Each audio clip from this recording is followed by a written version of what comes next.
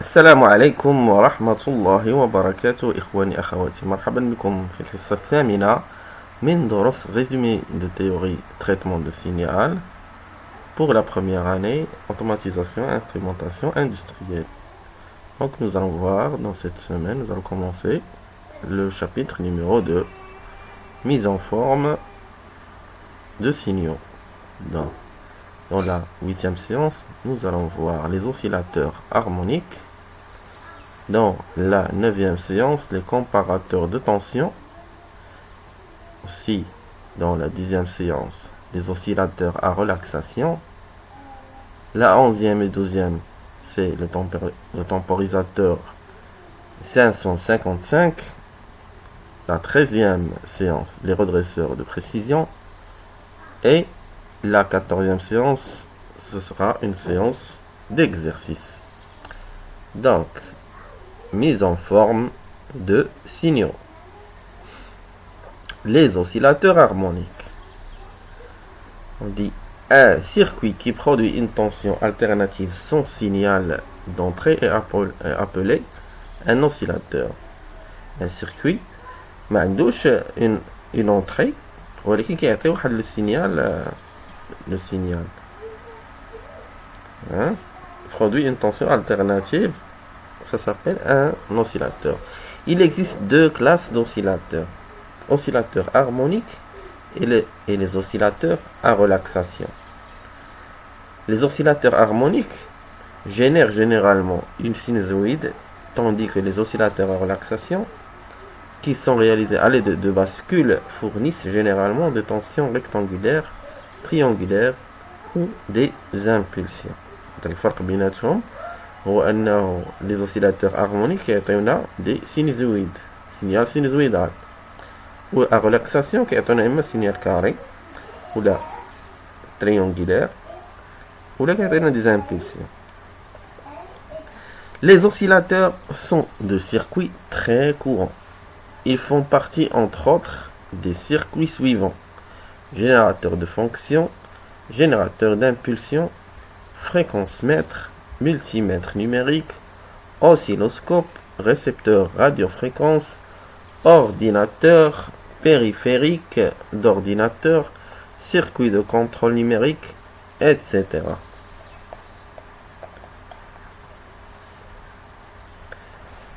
Principe. La figure 1, celle-là, présente le diagramme fonctionnel d'un oscillateur harmonique. Son diagramme fonctionnel. Constitué de quoi? D'un amplificateur, d'une boucle de contre-réaction.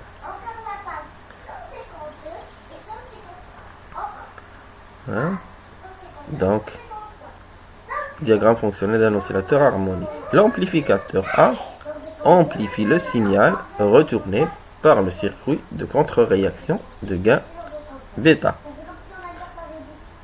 Si le signal à l'entrée de l'amplificateur est en phase avec celui à la sortie, il se produit une contre-réaction positive.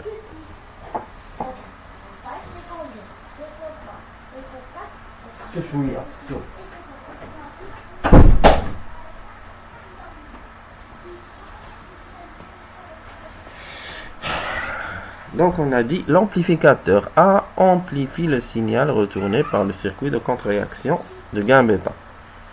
Donc là, nous avons une sortie. Elle retourne à l'entrée par le circuit, par la contre-réaction. Cette contre-réaction a un gain bêta. Et le signal se reboucle. Si le signal à l'entrée de l'amplificateur est en phase avec celui à la sortie, s'ils sont en phase, il se produit une contre-réaction positive. Le gain de la boucle A bêta est déterminant pour le fonctionnement de l'oscillateur. Si A bêta est inférieur à 1, le gain bêta fois le gain de A, s'il est inférieur à 1, alors l'oscillation est amortie. Sortie tend vers 0. Bien sûr. Le signal qui va rentrer, il sera multiplié par un nombre qui est inférieur à 1, bien sûr qu'il va tendre vers 0. Si A bêta est égal à 1, alors l'oscillation est entretenue. Critère de Barkhausen.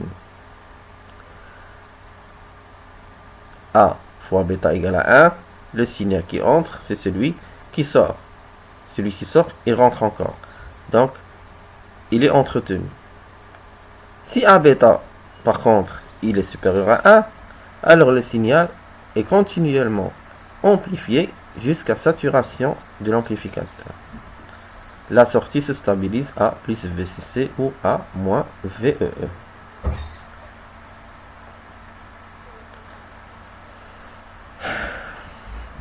Pour démarrer l'oscillation, il doit y avoir une tension initiale.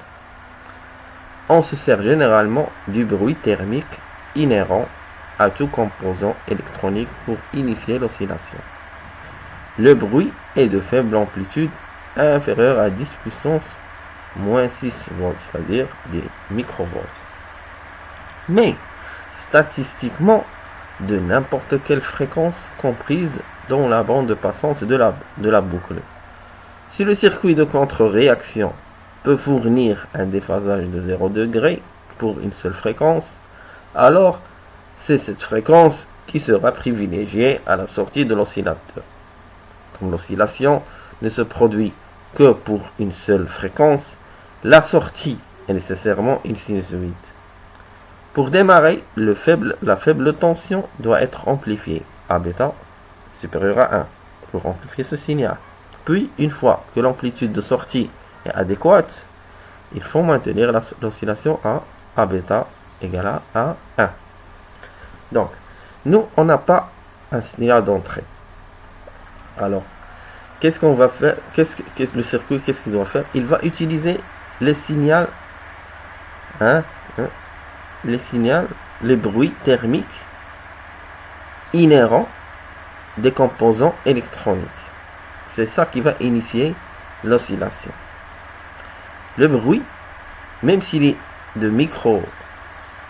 inférieur à 1 microvolt, il sera amplifié par la contre-réaction et par l'amplificateur. Il va être amplifié jusqu'à atteindre la sortie adéquate. Après cela, A bêta il doit être égal à 1 pour la maintenir.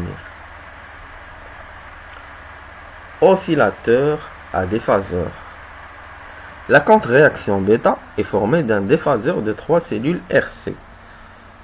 Chacune des cellules déphase de 60 degrés pour un total de 180 degrés.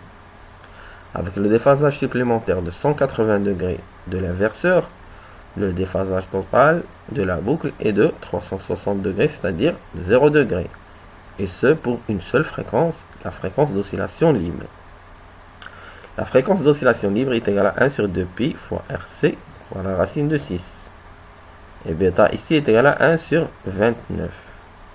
A à la fréquence d'oscillation. Regardons un petit peu le circuit.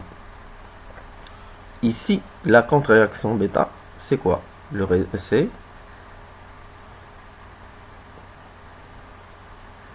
C'est là. C'est le réseau amplificateur inverseur. C'est le réseau de contre-réaction, constitué de 3 cellules RC.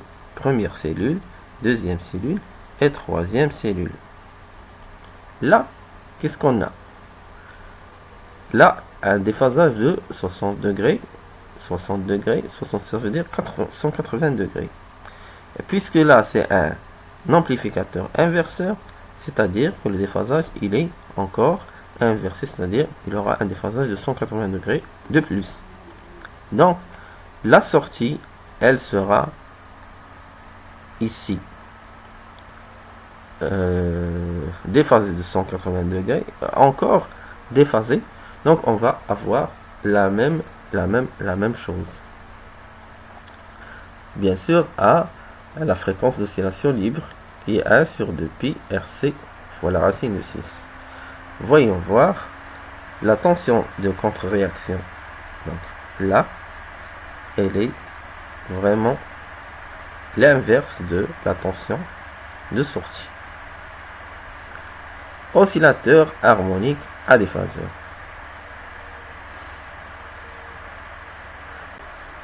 Oscillateur à cristal de quartz. Le cristal de quartz peut se comporter en circuit résonant, série ou parallèle. Fs légèrement inférieur à Fp. La fréquence en série, elle est légèrement inférieure à la fréquence parallèle. En insérant un cristal de quartz entre la sortie et l'entrée d'un amplificateur à haut gain, il est possible de forcer une oscillation continue à la fréquence parallèle ou bien à la fréquence série, selon le branchement du quartz. Donc, ici, c'est un cristal de quartz. Ça, c'est le symbole d'un cristal de quartz. Et là, c'est le circuit équivalent. Le circuit équivalent, donc, il est constitué de deux condensateurs. CS, condensateur série, qui est en série avec R, INT, interne, et LS, une bobine, L série. Ces deux-là, ce circuit-là est en parallèle avec un deuxième condensateur qui est CP, condensateur parallèle. Donc, si on prend ce circuit-là, on le branche, on insère un cristal de quartz entre la sortie et l'entrée d'un amplificateur à haut gain, alors ça va nous donner un oscillateur. Voyons voir des exemples d'oscillateurs à cristal de quartz. Premier exemple ici. On a le cristal de quartz. On a branché à une résistance liée à la masse, aussi branché à la gâchette d'un transistor à effet de champ. Oui. Et le drain, c'est la sortie. La source est reliée à la masse. L'autre côté du quartz, cristal, relié à un condensateur C1, le 1 nanofarad, qui est relié aussi au drain. Et après, une bobine de L1 de 2,5 mH qui est reliée à plus VCC de 12 volts. Deuxième cas, on prend un inverseur CMOS 1 ou 1 sur 4 74 132. On le met en parallèle avec une résistance de 10 mégas qu'on relie aussi à une résistance de 10 kg. Après, le nœud entre le quartz et le nœud avec le quartz et un condensateur variable de 20 picofarad C2. L'autre côté du quartz relié à la résistance R1 et à un autre condensateur fixe de 20 picofarad. Troisième cas, on prend le quartz, on le met à la masse, l'autre borne, on l'a mis à une résistance, on a une résistance qui est en série avec une autre résistance qui sont en parallèle avec un inverseur. L'inverseur CMOS. Les deux résistances sont reliées à un condensateur de 100 picofarad qui est relié à la masse. Oscillateur à pont de Wien. Le pont de Wien est un pont qui est balancé, déphasage de 0 degré, pour une seule fréquence. Associé à un amplificateur non inverseur, la boucle A-bêta a un déphasage de 0 degré pour une seule fréquence. Donc là, c'est un oscillateur harmonique à pont de Wien. Nous avons là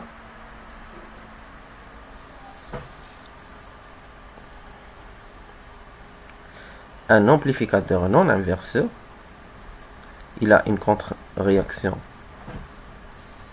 négative, ici, reliée à la broche non inverseuse. Là, l'entrée, c'est par la broche, reliée à la branche inverseuse. L'entrée, elle est effectuée par la broche non inverseuse. Donc, le pont, le réseau de contre-réaction ici, qui va nous générer le signal, c'est deux cellules RC, une parallèle reliée à la masse et à la broche non inverseuse, et l'autre en série R1 et C1 reliée à la sortie et à la broche non inverseuse. Donc, le critère d'oscillation. Pour avoir une oscillation, on doit avoir R3 divisé par R4, R3 divisé par R4, égale à R1 divisé par R2, plus C2 divisé par C1. La fréquence d'oscillation, c'est quoi? C'est 1 sur 2π, la racine de R1 fois C1 fois R2 fois C2. Si R1 égale à R2 égale à R et C1 est égal à C2 qui est égal à C, alors quoi? La fréquence d'oscillation, ça est égal à 1 sur 2π fois RC, la racine de R carré fois C carré, c'est RC. Et bêta, il sera égal à quoi? À 1 sur 3. Et donc, R3 est égal à quoi? 3 est égal à 2 R4. 2 fois R4.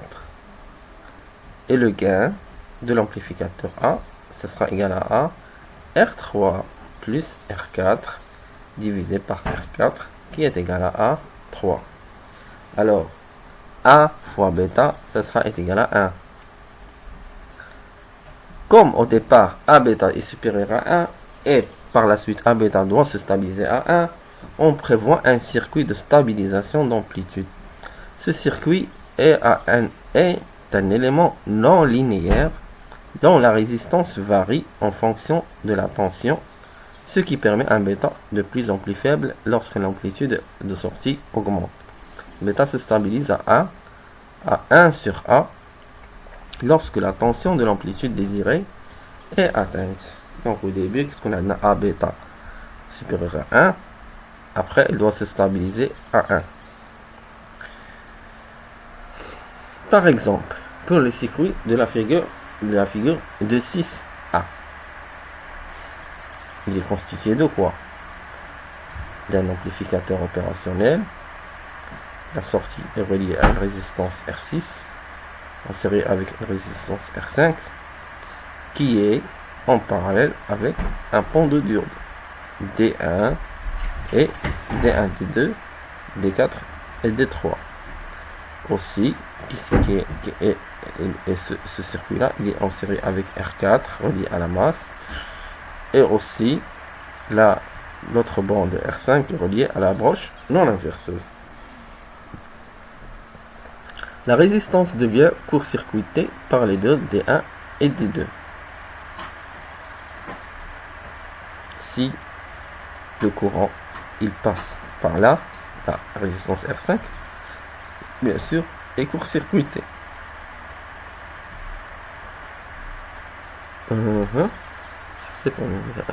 Lorsque l'amplitude de sortie atteint la valeur désirée.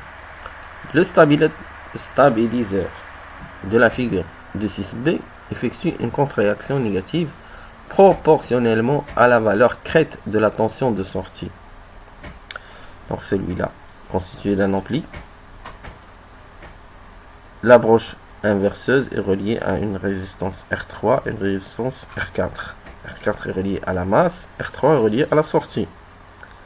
Aussi, la sortie est reliée, c'est la sortie là, reliée à une résistance R5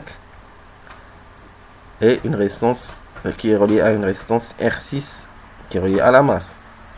Il y a une diode aussi, passe par là, reliée à quoi? À la gâchette du MOSFET, du JFET, du transistor à effet de champ. Oui, la diode aussi, elle est reliée à une résistance et un condensateur qui sont en parallèle, R1 et C4. La broche non inverseuse est aussi reliée à un condensateur C3 qui est relié à quoi? Au drain du transistor P1, et la source est reliée à la masse. Donc le stabiliseur de la figure de 6 effectue une contre-réaction négative proportionnellement à la valeur crête de la tension de sortie, avec une faible tension de sortie VC4 et faible, et la résistance RDS de Q1 est faible. Donc VC4, la tension VC4 est comment? Elle est faible.